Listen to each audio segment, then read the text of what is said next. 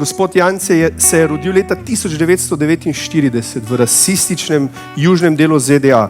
Živel je v času, ko je KKK, Ku Klux Klan, zažigal križe, ko se je ustanavljalo gibanje za človekove pravice in v dobi hipijev. Prav branje knjig je izpodbijalo predsodke, ki se jih je naučil. Napisal je več kot 25 knjig, prodal 17 milijonov izvodov po vsem svetu v 50 jezikih, med drugim tudi v slovenščini. Ima magisterij iz komunikacije in angleščine Wheaton College Graduate School in Univerze v Chicagu. Torej prosim, toplo pozdravimo njega in njegovega prevajalca, pastorja Aleša Lajlarja.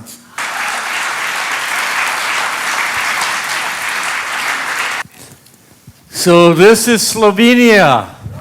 Torej, to je Slovenija. Actually, I feel very at home because my home state is Colorado. Zelo domače se tukaj počutim, ker je moja domača država Colorado. Anybody been to Colorado? Je že kdo bil v Colorado? It's a lot like Slovenia, no? Zelo podoben je Slovenija, ne? Yeah. In fact, many people say Colorado is the most beautiful state in the United States Veliko ljudi reče, Colorado je najlepša zvezna država v Ameriki. because of all the high mountains. Zaradi vseh čudovitih gor, ki jih imajo. I think Slovenia may be the most beautiful country in Europe. Jaz mislim, da je Slovenija najlepša država What do v you Evropi. think? And I think it's also the best kept secret in Europe. In mislim, da je najbolj varovana skrivnost v Evropi. So I'm a writer, but I will try to restrain myself Jaz sem pisec, ampak se bom probal zadržati and not write much about Slovenia in ne bom veliko pisal o Sloveniji, because I don't want all these people to come and spoil your great country. ker nočem, da toliko ljudi pride in pokvari vašo čudovito državo. And he said that my books have been translated into 50 languages. I think it's now 51. In on je rekel, da je knjige so prevedene v 50 jezikov. Mislim, da je 51 sedaj. Because I wrote this book. Okay, bear with me here. Kje je Bog, kadar boli?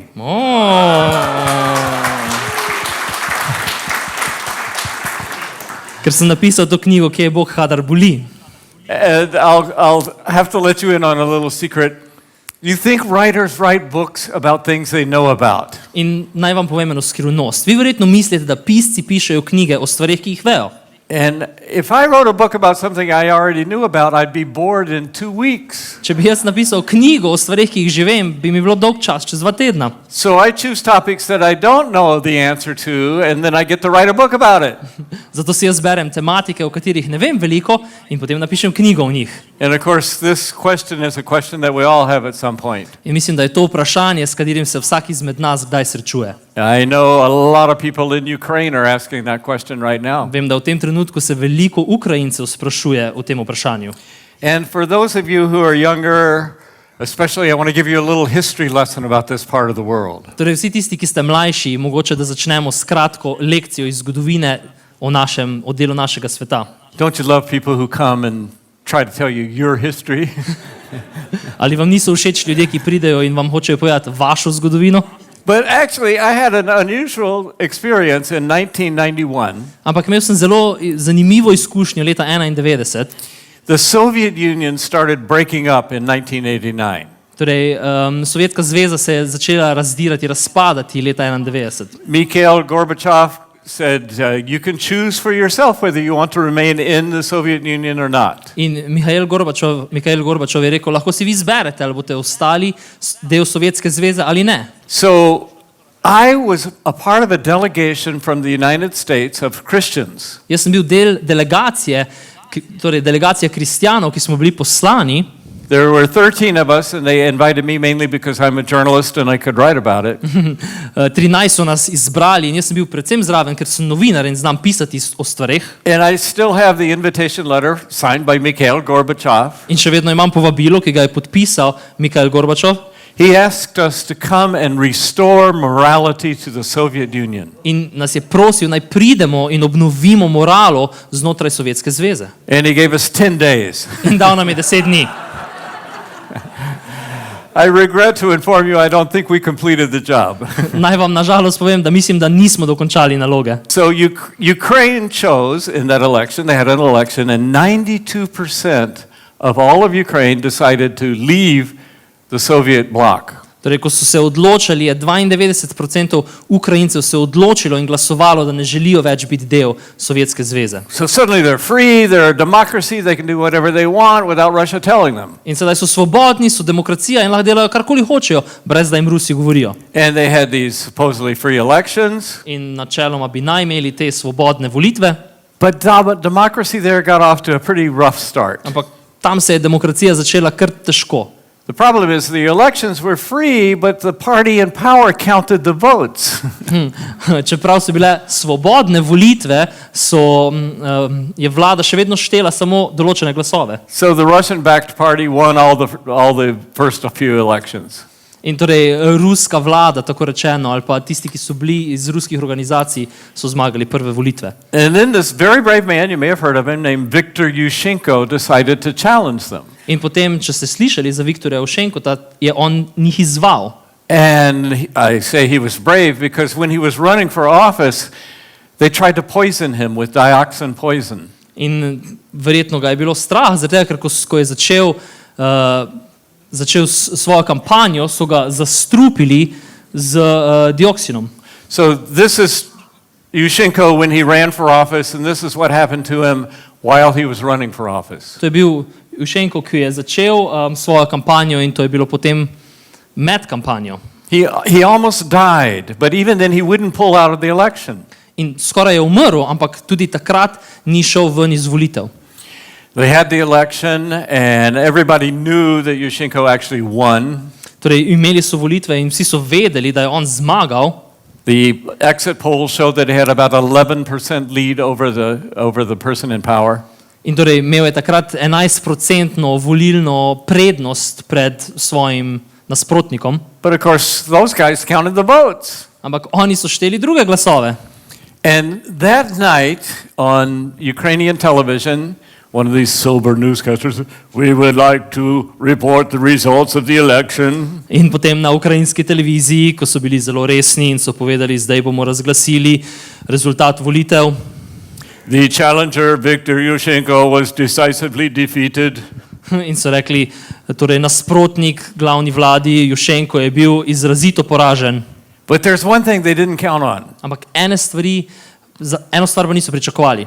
It's a true story. I'm not making this up. In to je resnična zgodba, to si ne izmišljujem. There was a very brave woman named Natalia Dmitruk. Je bila zelo modra ženska Natalija Dmitrik. And this is a picture from Time magazine. In to je bila slika nje iz revije Time magazine. And she does sign language for the deaf. In ona je delala zvočne kretnje, oziroma ne zvočne, ročne kretnje za gluhe. So on the television, on the big screen, the newscasters, I would like to announce, blah, blah, blah. In torej ta napovednik je rekel, jaz bi zdaj rad napovedal. And this woman comes on, and in the lower right-hand corner, in picture, she says, they're announcing that Yushchenko lost. In ona je pač s kretnjami pokazala, seveda v kotu ekrana, da je Juščenko izgubil. We all know they're lying through their teeth. In zraven je pokazala, vemo, da se lažejo skozi zobe. They're trying to steal our election. Hočejo ukraditi naše volitve. And if you want to protest, go to Independence Square, the Maidan tonight. In če želite protestirati, pojte na to zbirno mesto, kjer se bo protest zgodil. You may have heard of the Orange Revolution in Ukraine. Mogoče se spomnite oranžne revolucije v Ukrajini In 2004. 2004. You may not know that deaf people started the Orange Revolution. Ampak mogoče ne veste, da so to začeli gluhi. They got on their mobile phones, they texted their friend, they stole our election, we're supposed to go to Independence Square. In oni so začeli pisati svojim prijateljem in rekli, ukradli so nam volitve, gremo na zbor za svobodo. And this is December, it's freezing cold in Ukraine, but that night 100,000 people showed up in Independence Square. In to je bilo decembra in bilo je zelo mrzlo v Ukrajini, ampak 100,000 ljudi se je zbralo na tem trgu svobode. And the crowd kept growing over the next few weeks, and people would bring their tents and they would camp out. In začela se je zbirati množica in ljudje so prinesli šotore in so tam kampirali. And eventually there were 1 million people there. In s časoma je tam bilo milijon ljudi. There were so many protests that they decided to have new elections. Toliko protestov se je zgodilo, da so se odločili, da bomo imeli nove volitve. And guess who won? Viktor Yushchenko. In kdo je zmagal? Viktor Juščenko.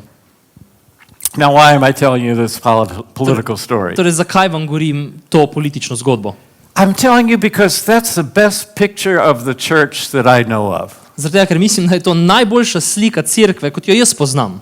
You see, the church doesn't control the big screen of culture. A veste, cerkev ne kontrolira velikih zaslonov kulture. In fact, in my country, when Christians make movies or television shows, they're really not that good. V moji državi velikokrat, ko kristjani naredijo filme ali oddaje, niso najboljši. The culture is controlled by Hollywood and New York. Ampak kulturo in medije drži Hollywood in New York. And they have a very different message. In oni imajo zelo drugačno sporočilo. Their message is what counts is how much money you have. Zaradi tega, ker njihovo sporočilo je, da tisto, kar šteje, je koliko denarja imaš. What kind of school you went to. V kakšno šolo si šel. How much stock do you own. Koliko delnic imaš. Do you have 2 homes, not just one? A imaš 2 domova, ne samo enega. This is what counts. To je tisto, kar šteje. And that's the big screen message. In to je sporočilo naših velikih zaslonov. Every time I turn on the television, they're telling me, you need to buy this, you need to buy that, you need to smell better, look better.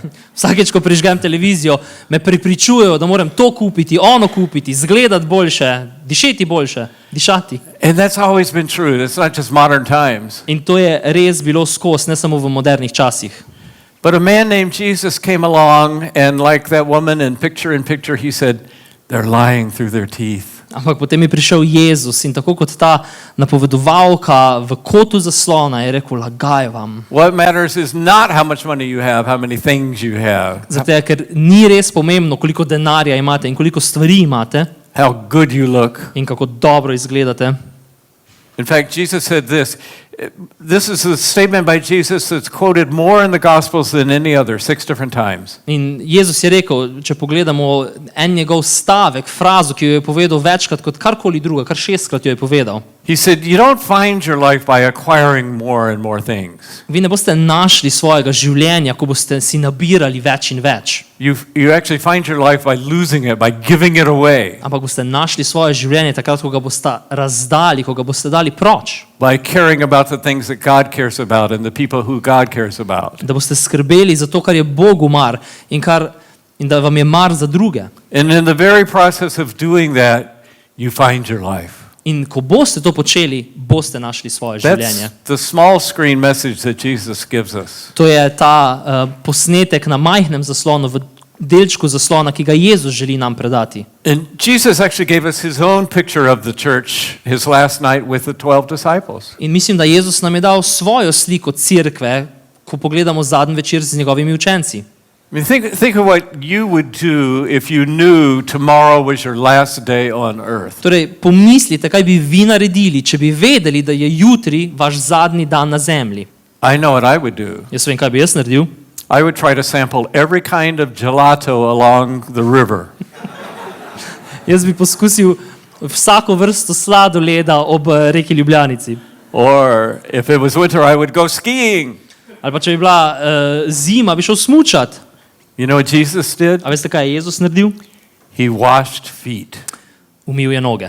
He washed his disciples' feet. Umil je noge svojih učencev. A job that's reserved for servants, for slaves. To je bila služba, ki je bila dodeljena služabnikom, sužnjem. Peter said, "What are you doing? I should be washing your feet." In Peter je rekel, kaj ti delaš, jaz bi mogel tebi noge umivati. And Jesus said, "I'm giving you a picture of how to succeed in life." In Jezus mu je rekel, jaz ti dajem sedaj sliko, kako boš uspešen v življenju. Not by ruling over others, not by showing how much better you are, In ne tako, da boš vladal nad drugimi, da boš boljši od drugih, but by serving, by giving your life away. ampak da boš služil in da boš razdal svoje življenje. I don't know if you've ever wondered this, but I sometimes wonder, why did Jesus leave? Ne vem, če se kdaj vi sprašujete, ampak jaz sem se večkrat že vprašal, zakaj je Jezus moral iti? Wouldn't it have been better if he had just stayed around? A ne bi bilo boljše, če bi ga imeli tukaj in bi ostal z nami? I mean, he could be the first pope, Pope Jesus. Lahko bi bil prvi papež, papež Jezus. And if we had a question about theology or ethics, we could just call up Jesus and say, what should we do about this, Jesus? In če bi imeli vprašanje o teologiji ali pa o etiki, bi rekli, Jezus, a nam poveš, kako naj to razrešimo?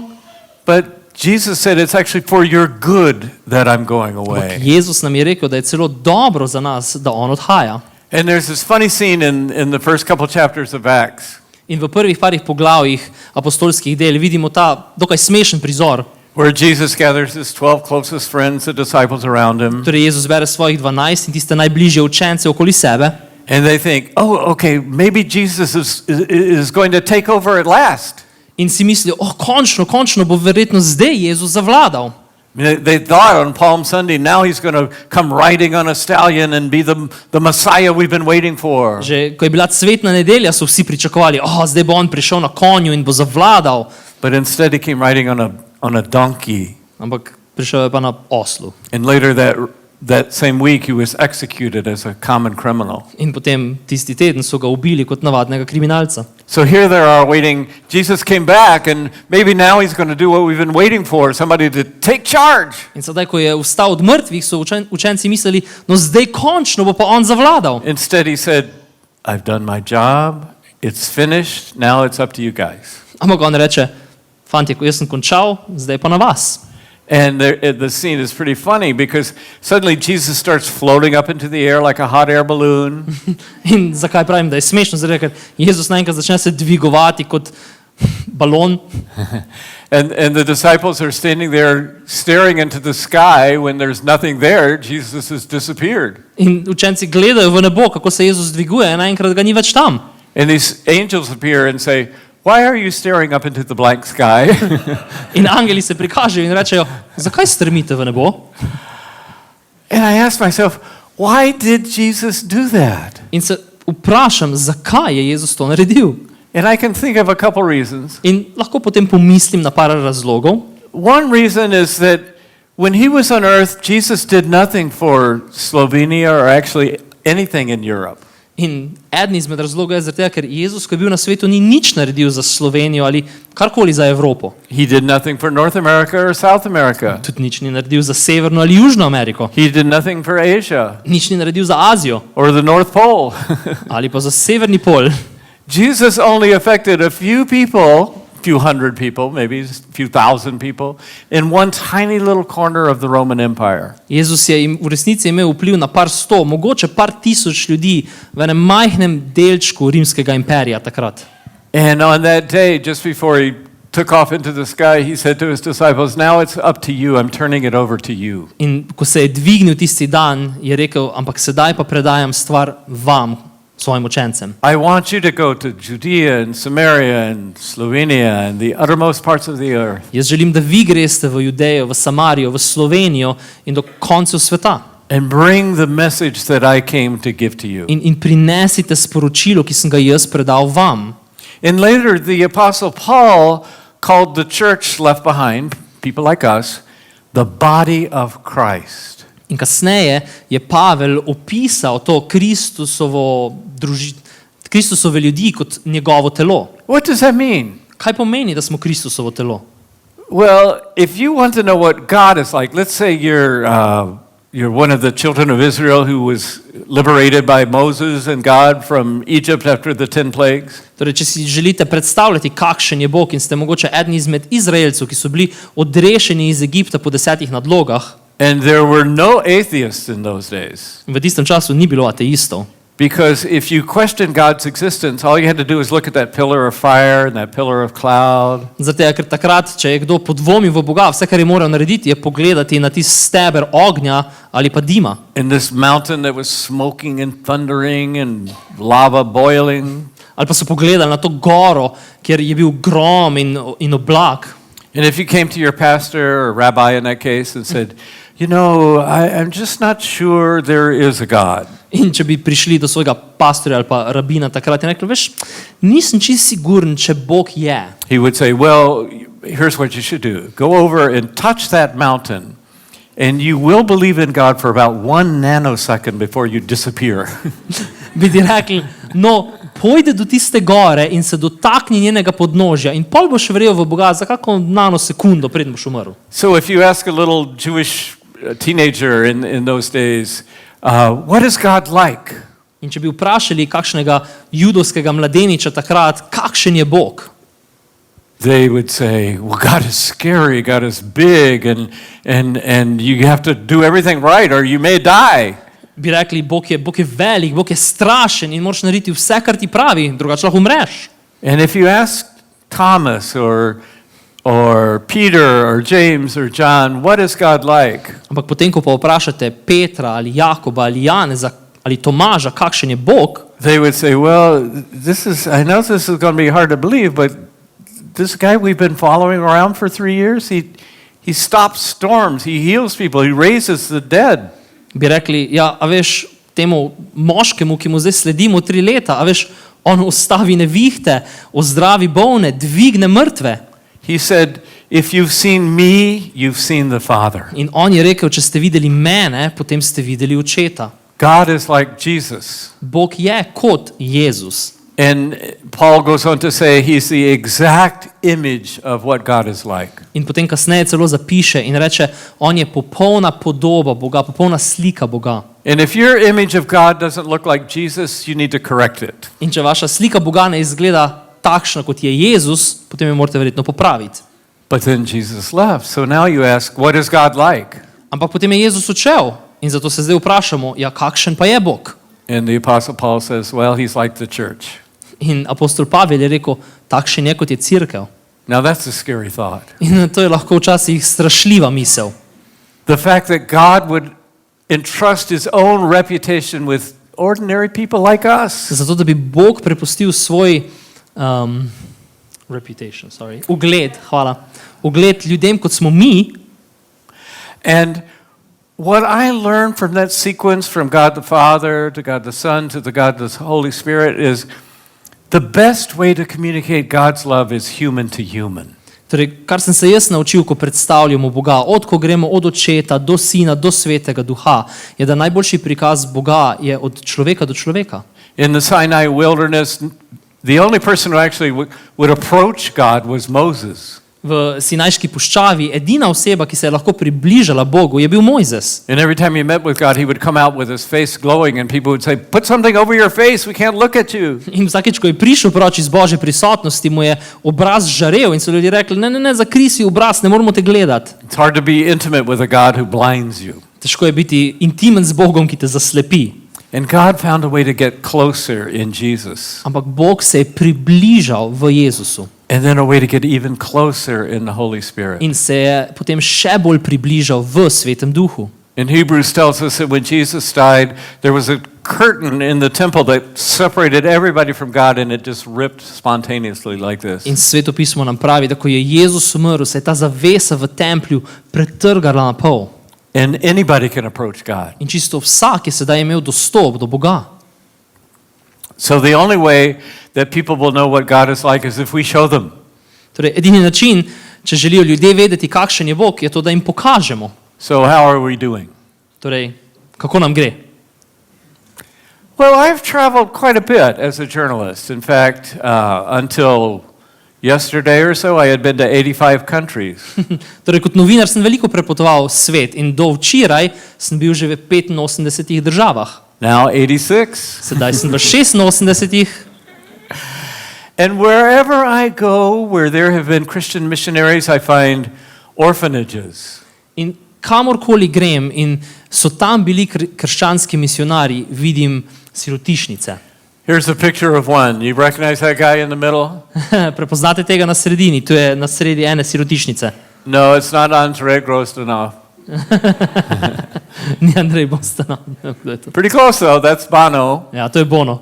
Who is a Christian and who went and served for about 6 weeks at an orphanage in Africa. Ki je kristjan in je služil 6 tednov v eni sirotišnici v Afriki.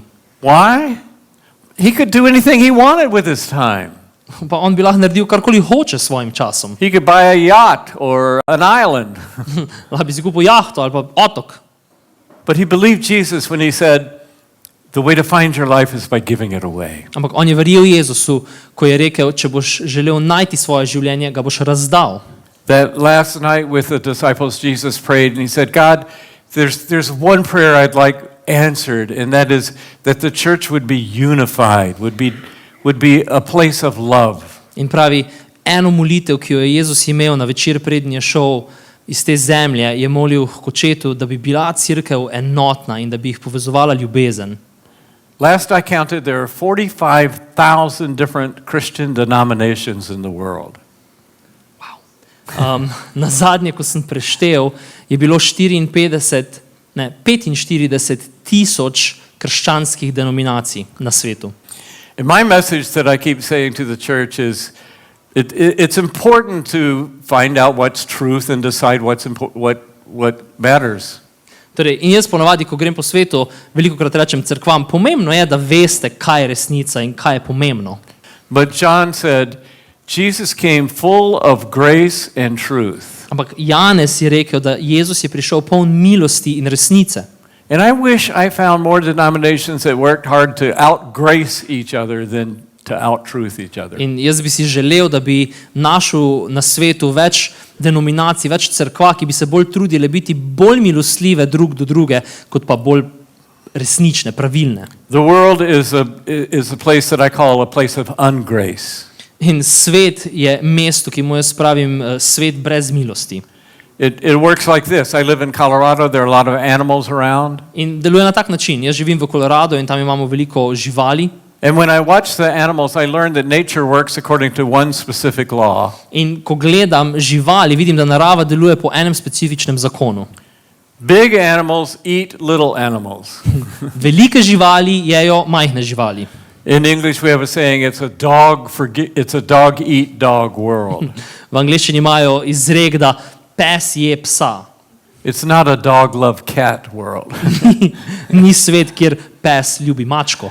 And nature runs like that, and nations run like that. You bomb my country, we will bomb you back. In živali tako ravnajo in potem tudi narodi tako ravnajo, ker če boste vi nas bombardirali, bomo mi vas nazaj bombardirali. Economies work like that. You can go to a bank and get a loan. In tudi ekonomija tako deluje. Greš na banko, si sposodiš denar.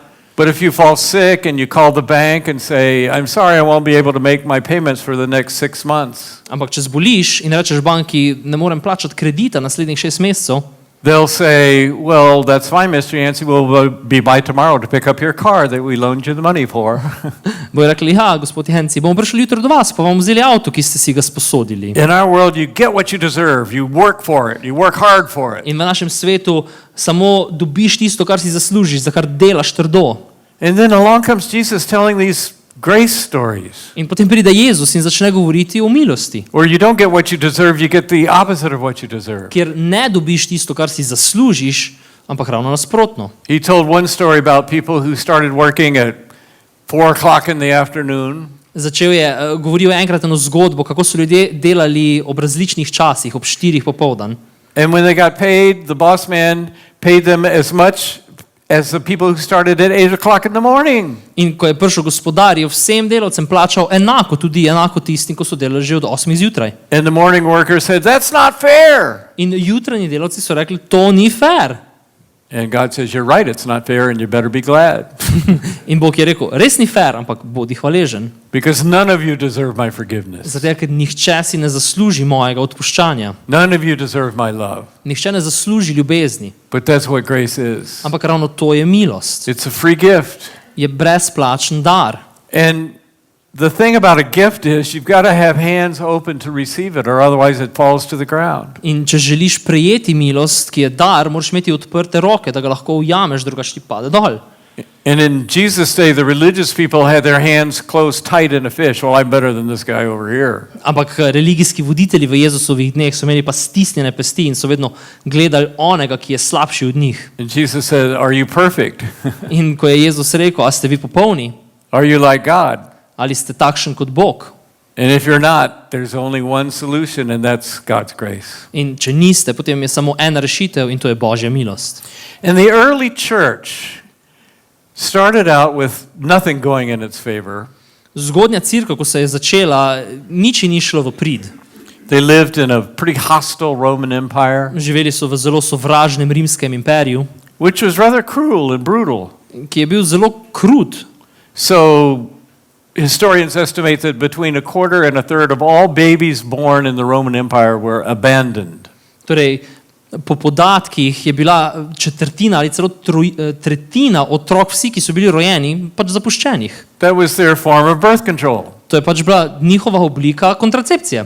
They didn't practice abortion, they let the baby be born. Niso pač prakticirali tega, da bi splavili, ampak so pustili, da se otrok rodi. And they would leave it out by the side of the road, and either the weather or wild animals would kill it. In pustili so ga na cesti in bi ga pač ubilo vreme ali pa divje živali. That's illegal in every country in the world now. To je sedaj nelegalno v čisto vsaki državi na svetu. But it was standard practice in Rome. Ampak v Rimu je pač bila to čisto normalna praksa. And then the Christians came along and said, that's not right. In potem so prišli kristjani in so rekli, to ni prav. That baby is God's child. That baby was created in the image of God. Ta otrok je Božji otrok, bil je ustvarjen po Božji podobi. So they organized platoons of nursing mothers to keep those babies alive. In zato so zaposlili cel kup mater, ki so dojile te otroke, da jih ohranijo pri življenju. Until they could find Christian families who would adopt them. Dokler niso našli krščanske družine, da so te otroke posvojile. And it's a good tactic for church growth, actually.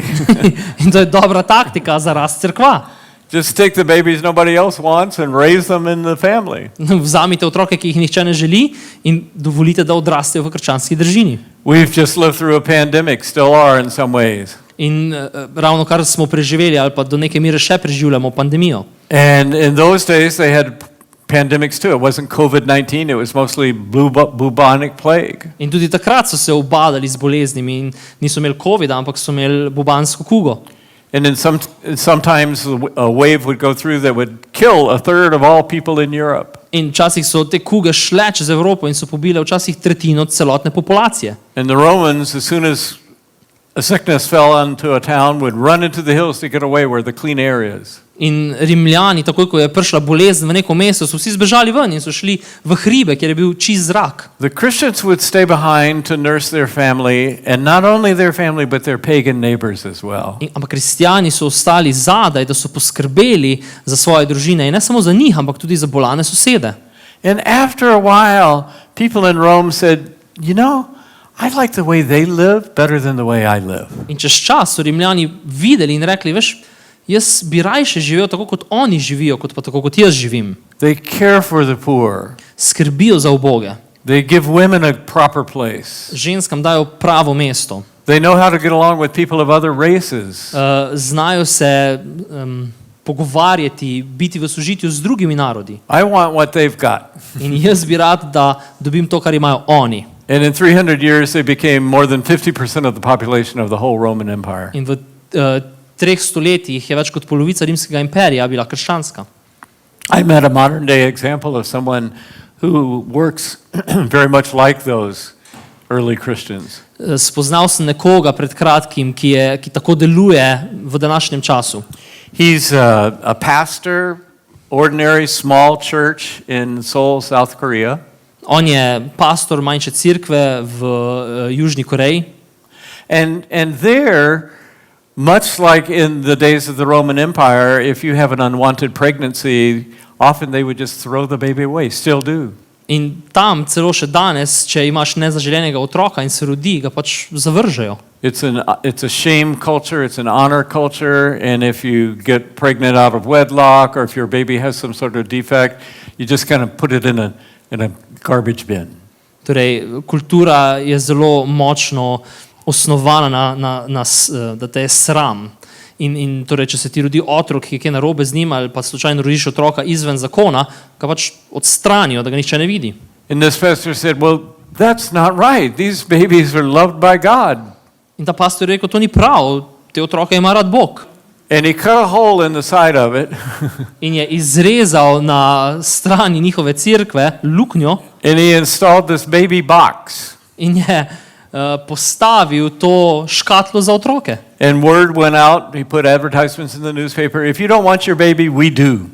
In dali so celo oglas v časopis in so rekli, če nočete vašega otroka, mi ga želimo. And there's a blanket and there's a light and an alarm goes off and he tries to run down to meet the mother and he just says, if you'd like to stay in touch with your baby, we can arrange that. If you want to be anonymous, that's fine, but we will take care of your baby. In tam je odejica in potem se prižge alarm, ko ga mati odloži in nekdo poskuša steči dol, da spozna mamo in reče, če želiš ostati v kontaktu s svojim otrokom, lahko, če ga pa želiš samo dati anonimno, pa tudi lahko. And so far, more than 1,000 babies have been rescued by this ordinary pastor. In do sedaj je več kot 1000 otrok bilo rešenih samo strani tega pač povprečnega pastorja. He's in the news a lot in Korea because it's a message of grace.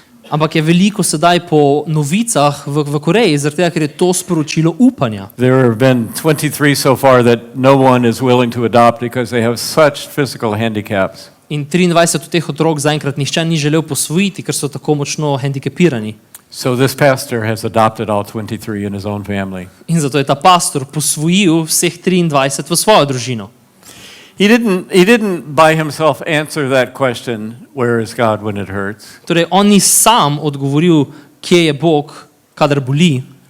But if you want to know what God is like, the first person that comes to mind in Seoul, South Korea is people like that pastor. Ampak, ko se vprašati, kakšen je Bog, meni najprej pride na misli takšen pastor, kot je ta v Južni Koreji. And that's what we're supposed to do. In to je tisto, kar naj bi mi naredili.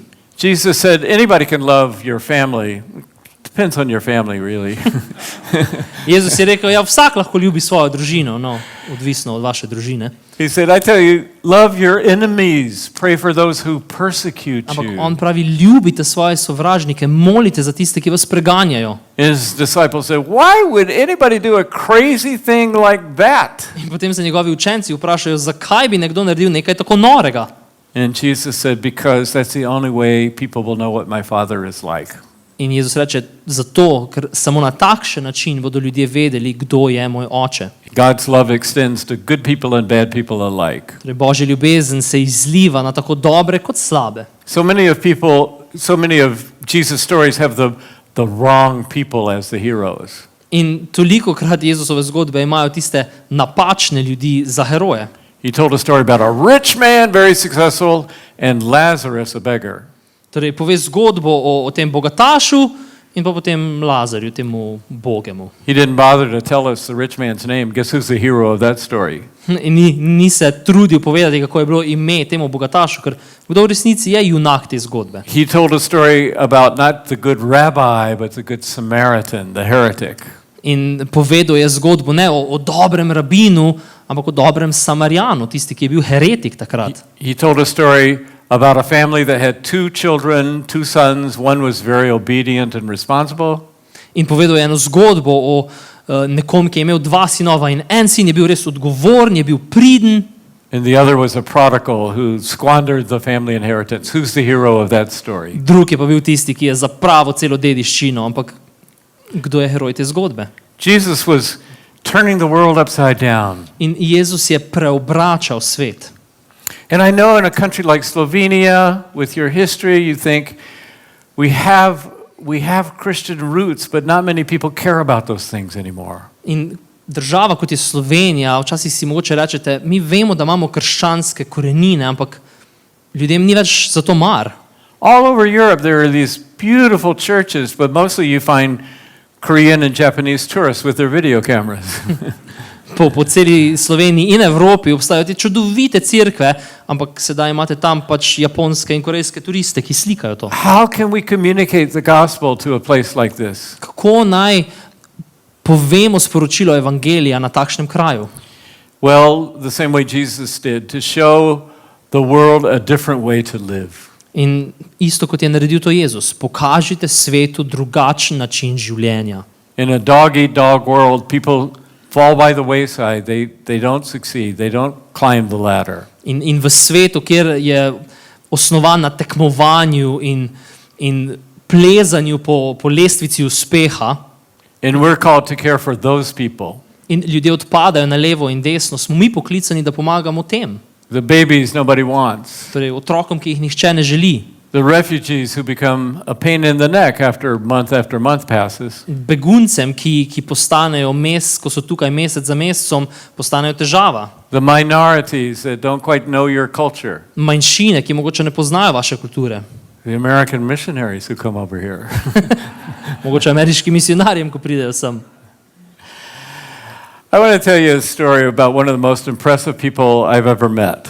Naj vam povem eno zgodbo o najbolj neverjetnih ljudeh, kar sem jih kadarkoli spoznal. Her name is Joanna and she lives in South Africa. Ime je Joanna in živi v Južni Afriki. Well, the first time I went to South Africa, I have a good friend who works in prison ministry. Ko sem prvič šel v Južno Afriko, imam enega zelo dobrega prijatelja, ki dela znotraj zaporov. And he said to me, if you're going to South Africa, you got to meet Joanna. In on mi je rekel, če greš v Južno Afriko, potem moraš spoznati Joanno. In fact, I'm going to send you 2 videotapes. In rekel, no, poslal ti bom 2 posnetka. And these were 1-hour recorded videos from the BBC.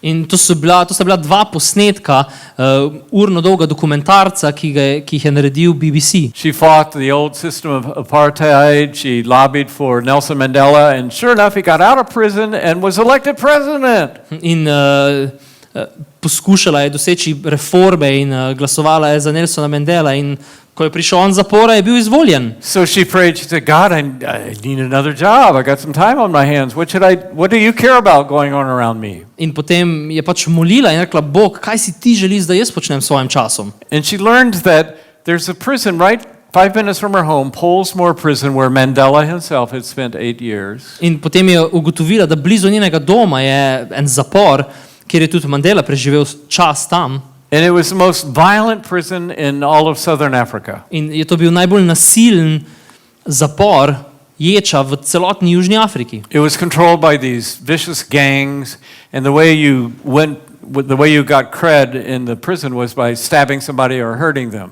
In torej celoten zapor so kontrolirali te nevarne tolpe in način, na katerega si se pridružil eni, je, da si se dokazal, da si nekoga zabodel. So that year there had been 279 acts of violence in Pollsmoor Prison. In tisto leto je bilo v tem zaporu 279 zločinov, dejanj zlobe. The wardens didn't really care. They're just like animals. Put them in a cage, and if they want to kill each other, that's too bad. In upravniku ni bilo glih mar, pa so mislili, to so take živali, dajmo jih v kletke, pa naj pogruntajo sami. Well, Joanna and her husband started going, and they went every day for the next year, 365 days. They went on Christmas, they went on Easter. Ampak Joanna in njen mož sta se odločila, da jih Bog kliče v ta zapor in sta šla tja 365 dni, tudi na praznike. They said, these guys need stability, they need somebody that they can count on, so we can't miss a day. In ona dva sta rekla, oni potrebujejo neko stabilnost in zato ne moramo niti en dan manjkati. And the next year there weren't 279 acts of violence, there were 2. In naslednje leto ni bilo več 279 groznih dejanj, ampak sta bila 2. So that's why the BBC sent reporters and did a documentary, and it was so popular they did part 2 of that documentary about Joanna and Julian. In BBC je to opazil in je bilo tako neverjetno, da so posneli najprej prvi dokumentarec in potem še drugega. Now I watched these documentaries and they did Bible studies, they had prayer meetings. In ko sem gledal ta dokumentarca, so pač imeli preučevanje svetega pisma, imeli so molitve. They played games like you play in youth group, you know, fall back and see if somebody catches you. In igrali so se igre, kot se ponavadi otroci igrajo na mladinski skupini, daj zaupaj, če boš padel in te bo nekdo ujel. Now I admit it's a little riskier to do that in Pollsmoor Prison than in your youth group. Mogoče je to malo večji riziko, da to narediš v tem zaporu, kot pa na mladinski skupini. But I'm watching this documentary and I know these guys are murderers, they're rapists. Ampak gledam te posnetke in vem, da so to morilci, posiljevalci. So we met Joanna and Julian at a seafood restaurant in Cape Town, South Africa. In potem so se v Cape Townu dobili z Julianom in z njenim možem na večerji z morsko hrano. And at one point I said, you know, Joanna, forgive me, I'm a journalist, we're paid to ask questions like this. In sem rekel, Joanna, veš, oprosti mi, jaz sem novinar, mene plačujejo, da takšna vprašanja sprašujem. But I've watched these videos and I can't figure it out. Now, really, between us, what happened In to change these guys? In jaz sem rekel, a veš, gledal sem te dokumentarce in se skozi sprašujem, ja, pa kaj se je zgodilo, da so se ti moški tako spremenili. She said, well, of course, Philip, God was already present in Pollsmoor prison. Je rekla, seveda, Filip, Bog je že bil prisoten v Pollsmoor zaporu. We just had to make God visible. Midva sva samo prišla tja, da narediva Boga vidnega. And I thought, now that's a mission statement for the church if I've ever heard one. In sem si mislil, no to je misijski stavek za cerkve, če sem ga kadarkoli že You don't slišal. have to spend 5 seconds trying to talk God into caring about Slovenia. Vam ni potrebno preživeti niti 5 sekund, da prepričate Boga, da mu je mar za Slovenijo. God already cares about Slovenia. Bogu je že mar za Slovenijo. But the only way Slovenians are going to know that is if the body of Christ demonstrates it. Ampak edini način, da bo Slovenija to vedela, je takrat, ko bo Božje telo v Sloveniji to predstavilo. That's the gamble God took by turning the mission over to people like us. In to je ta riziko, ki ga je Bog bil pripravljen vzeti, ko je predal misijo nam. A few years later, I returned to South Africa. In po nekaj letih sem torej letel nazaj v Južno Afriko. And this time, Joanna invited me into the prison to see for myself. In Joanna me je tokrat povabila, naj grem v ta zapor z njo, da sam vidim. So we went and had a rousing worship service. In prišli smo, ko so imeli glasno slavljenje. We learned that these guys are locked into their cells for 23 hours out of 24, except on Sunday if they go to church. In spoznala sva, da vsi ti moški so zaprti 23 ur na dan v svojih celicah, razen v nedeljo, če grejo v cerkev. I got to preach for 5 hours and they would have stayed there. Jaz bi lahko pridigal 5 ur, pa bi oni verjetno tam ostali. It's a lot better than sitting in your cell all day. To je dosti boljše še vedno, kot da sediš v svoji celici cel dan. And at the end, Joanna said, would you like to see where some of these guys live? I said, yeah. In je rekla na koncu Joanna, a bi rad videl, kje ti moški živijo. I think this prison was built for 800 people. Mislim, da je ta zapor bil zgrajen za cirka 800 ljudi. There were now 5,000 there. Sedaj pa jih je tam bilo 5,000. We saw gang slogans and Janet, my wife, was scared because people were banging their metal cups against the bars and yelling things at us. In videli smo slogane, ki so si jih tolpe napisali, in potem moja žena je bilo strah, ker ko sva šla mimo, so tolkli svojimi skodelicami, železnimi skodelicami na rešetke. And then we reached the Christian ward. Potem pa smo prišla do tega krščanskega oddelka. It was a steel door with just a little window like this. In so bila železna vrata in samo majhno okenco je bilo gor. And the warden opened it up and I almost fell down. In ko je ta upravnik odprl ta vrata, sem jaz skoraj padel nazaj. Because of the stench. Zaradi smradu. It was a room like this, only that one had triple tier. The one we saw had triple tiers of bunks. Je bila soba takšna kot je ta, samo da so imeli ne samo pograde, ampak 3 nadstropne postelje. And other prisoners on the floor. In drugi ujetniki so ležali po tleh. And they had no toilet. Niso imeli WC-ja. They had a garbage bin that was emptied one time a day. 50 men. Imeli so Joj. Yeah, that's horrible. Yeah, I know. Imeli so lavor posodo, kamor je 50 moških hodilo na potrebo in so ga spraznali enkrat na dan. So the warden shut the door and locked it behind us. In je ta paznik zaprl vrata in je zaklenil za nami. And Joanna explained who we were. They had been to the worship service. In je Joanna razložila, kdo smo mi dva, ker so že bili naprej na slavljenju. And she said, would you like to hear some of their stories? In je rekla, a bi ti želel slišati zgodbe od njih? Yes, I would. In sem rekel, seveda bi. And one by one they told these incredible stories. In eden za drugim so mi povedali te neverjetne zgodbe. My name is Mike and I participated in a gang rape of a 13-year-old girl.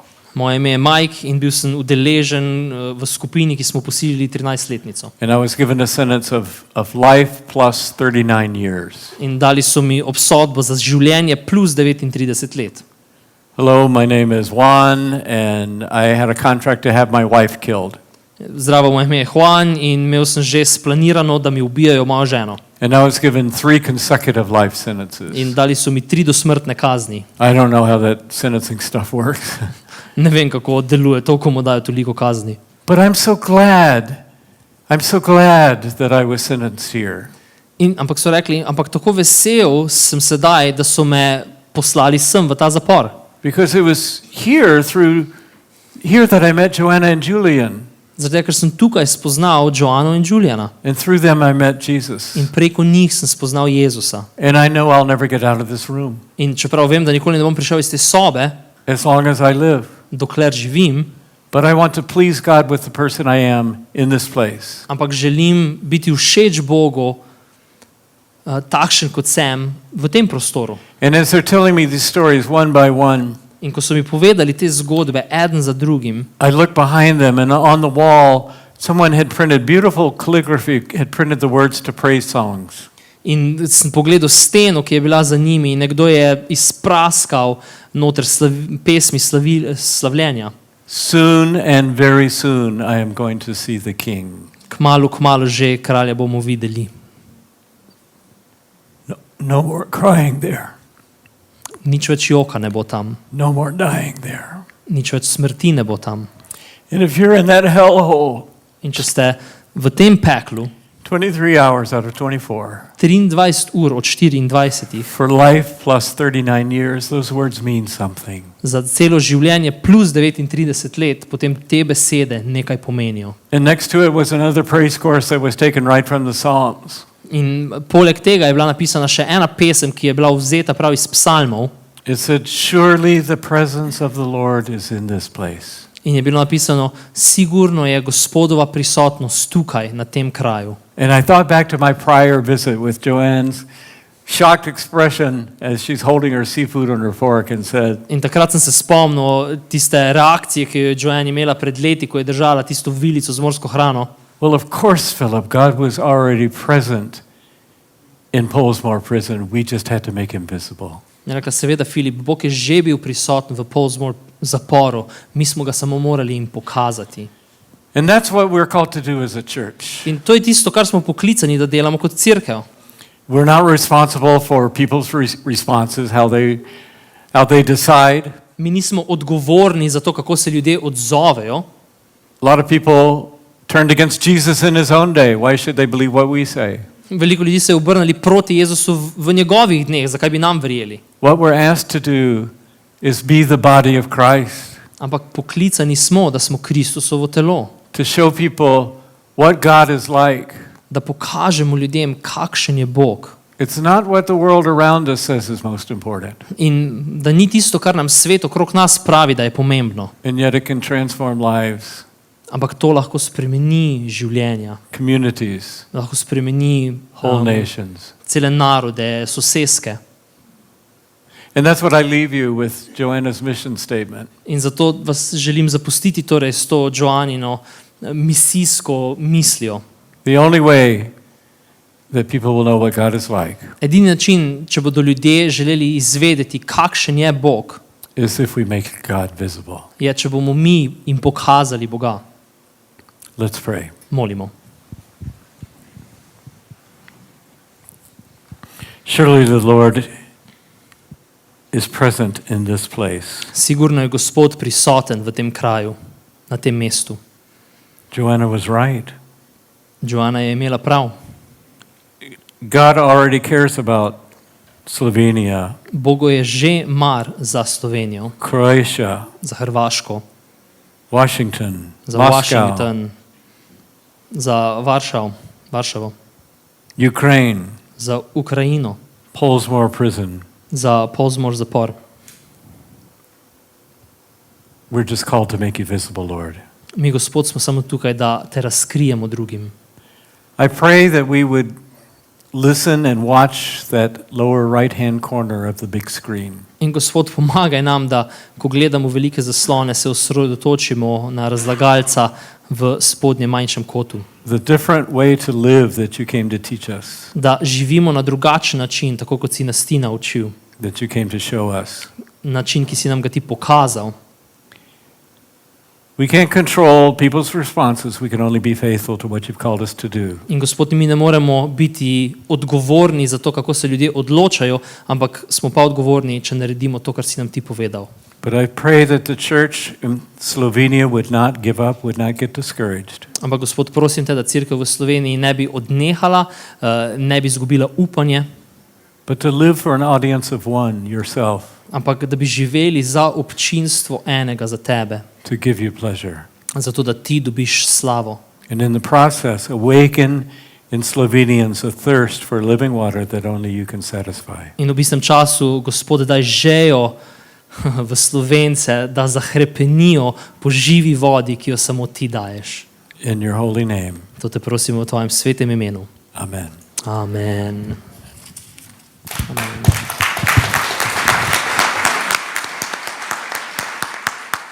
Amen. Aleluja.